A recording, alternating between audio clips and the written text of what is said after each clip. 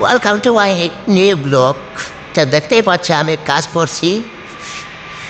আমি ভালো আছি, আশা করি তোমরা সবাই ভালো আছো। আজকে আমার হচ্ছে নাইট ডিউটি, গ্যারেজে কাম করছি আমি।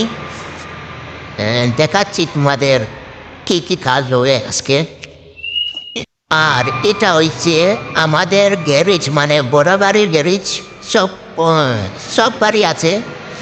এটা হচ্ছে লোডার, এটা হচ্ছে তোমার মেশিন যেন মশলা যেন বানায় এইটা। আর এটা হচ্ছে তোমার